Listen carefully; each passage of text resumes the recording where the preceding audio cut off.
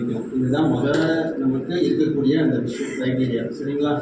இடம் பாதுகாப்பு எடுத்துக்கிட்டிங்களா? ஸ்டார்ட் பாருங்க.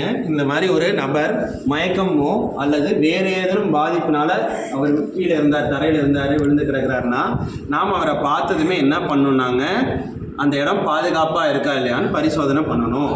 ஸோ அதுக்கு நம்ம கைகள் இப்படி நீட்டி இடம் பாதுகாப்பாக இருக்கா இல்லையான்னு நான் பார்க்குறேன்.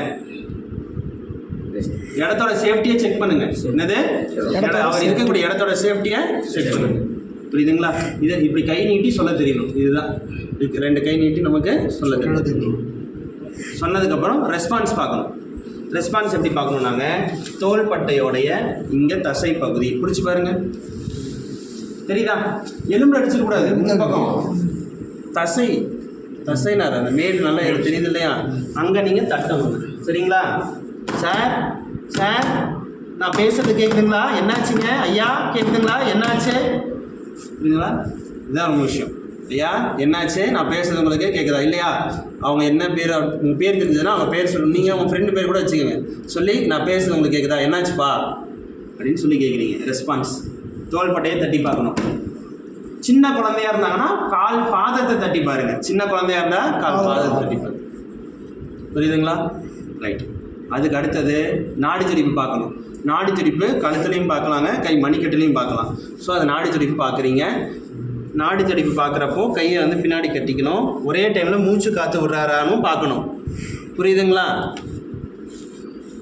1001, 1002, 1003, 1004, 1005, 1006, 1007, 1008, 1009.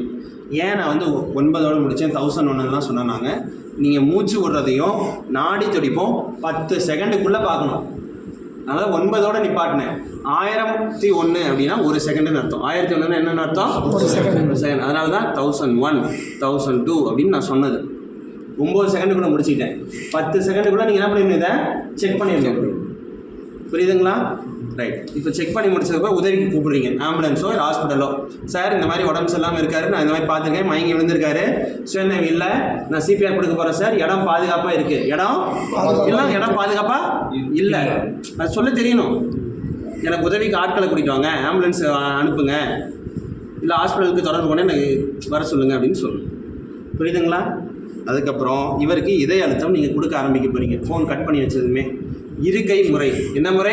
இருக்கை முறை. இந்த மாதிரி வாட்சு ஷார்ப்பான ஐட்டம்லாம் இருந்தால் மட்டும் கழட்டிட்டு கையை ஃபஸ்ட்டு எங்கே வைக்கணும் தெரியுங்களா? இங்கே பாருங்கள், இது 2 நிப்பிள் இருக்கா?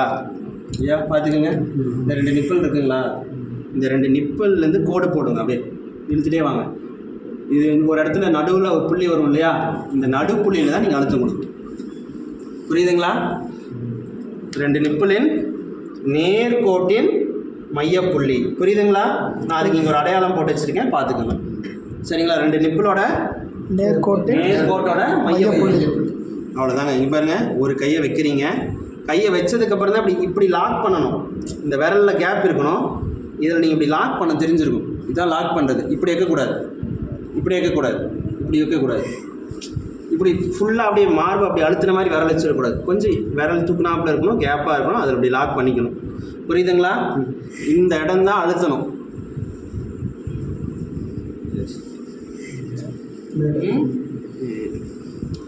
லாக் பண்ணிக்கிட்டு மேலே வந்துட்டு 1 2. சரிங்களா? 1 2 3 4 5 6 7 8 9 10 11 12 13 14 15 16 17 18 19 20 21 22 23 24 25 26 27 28 29 30. புரியுதுங்களா? ஏன்னா ஒரே வேகமாக செஞ்சேன்னா ஆம்புலன்ஸ் வர வரைக்கும் நீங்கள் தான் சிபிஆர் செய்ய போகிறீங்க. நல்லா இங்கே இதே அழுத்தம் கொடுக்குறேன்ட்டு கொடுத்துட்டு அவன் பக்கத்தில் நீங்களும் படுத்துடக்கூடாது. ஏன் நீங்கள் படுத்து சிபிஆர் கொடுத்த சார்? புரியுதுங்களா? ரொம்ப முக்கியம். சீரான வேகமாக இருக்கணும். ரொம்ப வேகம், மிதமிஞ்சிய வேகமோ ரொம்ப குறைவாக இருக்கக்கூடாது.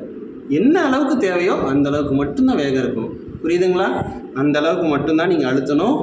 ஆம்புலன்ஸ் வர வரைக்கும் நீங்கள் கொடுத்துட்ருக்கணும். இப்படி 30 தடவை அழுத்தி முடித்ததுமே தலையை பின்பக்கமாக சாய்க்கணும். எப்படிங்க? பின்பக்கமாக சாய்க்கணும். இந்த மூக்கு நாசியை மூடிக்கிட்டிங்கன்னா தான் நீங்கள் வாயில் கொடுக்குற காற்று வெளியில் வராது. புரியுதுங்களா? மூச்சு 1 மேலே வந்துடுறீங்க, மூச்சு 2. புரியுதுங்களா? சுயநினைவு இல்லாத மனுஷங்கள் நல்லா கேட்டுக்கோங்க. சுயநினைவு இல்லாத ஒரு மனுஷனுக்கு நாக்கு உள்பக்கமாக சுருண்டு சுவாச தடை ஏற்படுத்தும். அதனால தான் நீங்கள் தலையை பின்பக்கமாக சாய்ச்சிக்கிறீங்க. சாய்ச்சா அந்த சுருண்ட நாக்கு நேரம் ஆகிடும். நீங்கள் இந்த நாசியை மட்டும் மூடிக்கிட்டு என்ன பண்ணிடலாம், மூச்சு காற்று கொடுக்கலாம். புரியுதுங்களா? 2 மூச்சு காற்று கொடுத்தது உடனே அழுத்த ஆரம்பிச்சிடணும். 1 2 3 4 5. புரியுதுங்களா? இதே மாதிரி கண்டினியூஸாக. புரியுதுங்களா? ரைட். இதை தான் நீங்கள் எல்லோரும் செய்ய போகிறீங்க. புரியுதுங்களா? ரைட். ஒரு ஒருத்தர் ட்ரை பண்ணுங்க. யாரையும் நான் எதையும் சொல்ல மாட்டேன்.